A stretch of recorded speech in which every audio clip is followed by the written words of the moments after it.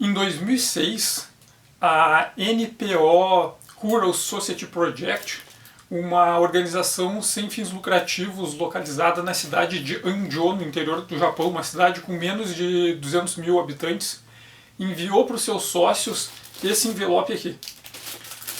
E dentro dele havia essa publicação, a revista Biosphere, a revista do ano de 2030, como ela se apresentava. E o que é a revista Biosphere? O NPO é uma organização sem fins lucrativos que tenta promover conscientização ambiental e ecossustentabilidade nessa cidade de Anjo, no interior do Japão. E eles pensaram em criar um projeto para tratar diretamente com as crianças, não só sobre cuidados ambientais, mas pensando que essas crianças seriam a próxima geração que se tornariam os produtores agrícolas da região. Então, preparar essas crianças para pensar em modos de produção sustentáveis. Para realizar esse projeto, eles tiveram uma ideia. Entraram em contato com o Toriyama Akira, o criador do Dragon Ball, e solicitaram se ele tinha disponibilidade para fazer ilustrações para o projeto. O Toriyama gostou da ideia e aceitou participar e entrou em contato com o Matsuyama Takeshi, que foi o assistente dele durante a produção de Dragon Ball, e que eles não trabalhavam junto desde que a série tinha acabado, no meio dos anos 90. Então eles decidiram que não só iam produzir as ilustrações para o projeto, como Toriyama quis produzir uma história em quadrinhos totalmente autoral e totalmente colorida. Autoral e nova, né, inédita, e totalmente colorida para ter mais apelo com esse público infantil. Então o que eles produziram foram duas histórias, digamos assim. A primeira, que é Oishishima no Usama, que é o Usama da Ilha Deliciosa. O Sama é essa criatura que talvez seja um coelho, talvez seja um urso, talvez seja sei lá que outro animal.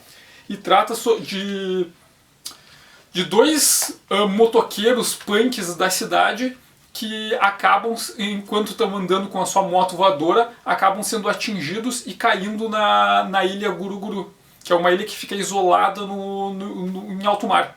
E eles descobrem que eles caíram porque eles foram abatidos com uma pedrada pelo Usama. O Usama, que é essa criatura que se apresenta para eles como sendo um tipo de deus, ele se diz o deus protetor da ilha, e que tinha derrubado eles pensando que eles eram os Tek-Tek Seijin. Mas como não eram, ele ia abrigar eles na ilha. Então eles ficam ilhados na ilha, a ilha não tem internet, não tem linha de telefone, e o próximo embarque para o continente é só daqui 15 dias. Então esses dois motoqueiros da cidade que são apegados em tecnologia e que não gostam de nada interiorano e do campo são obrigados a ficar na ilha. E o Usama diz que eles podem ficar desde que eles trabalhem lá para ajudar. Então é basicamente a história desses dois, e eles vão... aos poucos eles não gostam da ausência de tecnologia, da falta do telefone, de ter que tomar água do rio e colher a própria comida e preparar, mas aos poucos eles vão se habituando com aquilo e pegando gosto por essa vida no campo. A Ilha Guruguru é uma ilha totalmente autossustentável, em que os habitantes produzem todo o seu alimento e convivem em harmonia e se ajudam na produção. E a grande ameaça são esses Tek-Tek Seijin, que são essas criaturas que aparentemente tentam invadir e atacar a ilha. Aqui é parte dos personagens que o Toriyama criou para essa história. E também tem uma carta do próprio Toriyama que ele fala diretamente com as crianças sobre questões ambientais. E a segunda parte fala é algo como por que os Tek-Tek Seijin visam a ilha Guruguru. Nessa parte é uma mistura de ilustrações com textos. e com quadrinhos, mas ao mesmo tempo um texto descritivo narrativo que mostra o planeta dos Tec-Tec-Cedins. Os Tec-Tec-Cedins são Tec-Tec o povo da estrela Tec-Tec, Tec de tecnologia.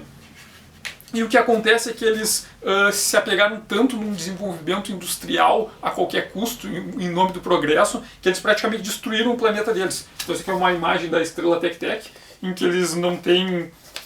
Dá para se ver aqui o rio poluído, tempestades, guerras por recursos, desastres ambientais, animais invadindo a cidade, desertificação, falta de camada de ozônio, vários problemas ambientais porque eles exploraram o planeta deles sem nenhuma preocupação com consequências. E agora eles tentam invadir a Ilha Guruguru para roubar os recursos para levar para os domos sustentáveis que eles têm para tentar sobreviver, porque o planeta deles foi destruído. E basicamente é esse conflito sobre as pessoas da cidade, os protagonistas da cidade que supervalorizam a cidade, fazem pouco caso dessa vida rural, mas que aos poucos eles aprendem que existem méritos e existem algumas vantagens dessa ilha, nesse modo de vida, né? E além disso, a revista tem várias partes sobre estatísticas de questões ambientais, alguns procedimentos, uma parte mais técnica da revista que acompanha. Essa é de 2009. Em 2016, o NPO, a mesma organização, fez essa outra versão, que é basicamente o mesmo conteúdo, só que no formato menor e sem a parte...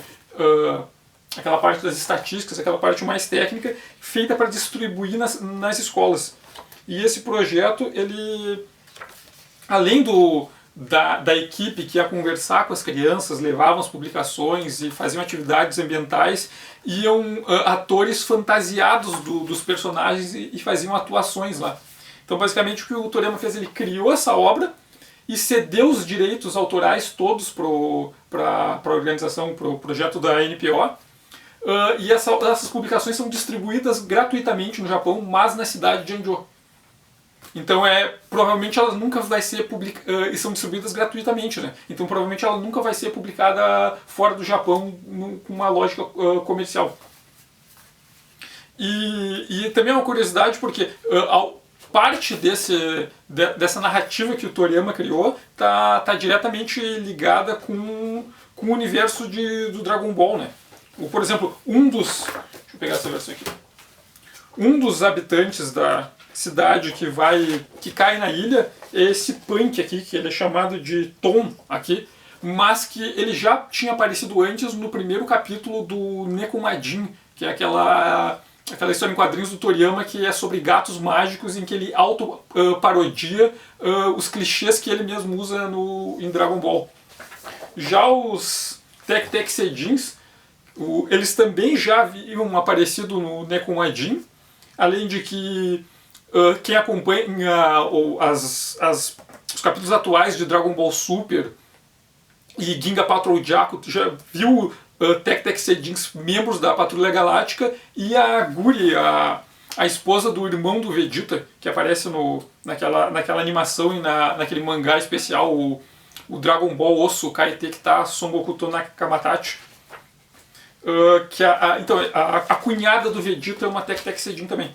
Então é um trabalho que eu acho extremamente bacana, porque é um exemplo de uma história em quadrinhos que ela é pedagógica, ela tem um objetivo didático, mas ao mesmo tempo ela consegue ser autoral.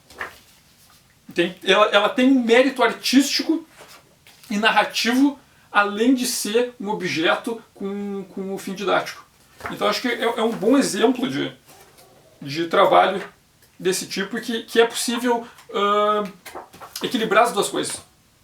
Então hoje eu queria falar, era sobre isso que eu ia falar. Eu vou deixar nos comentários ali, na descrição do vídeo, um link sobre um texto no blog que eu escrevi sobre outras produções relacionadas ao Dragon Ball, e vai ter algumas imagens dessa publicação lá. E também vou deixar o link pro site oficial do projeto do NPO. Então agradeço por hoje, era isso, e até o próximo vídeo. Obrigado.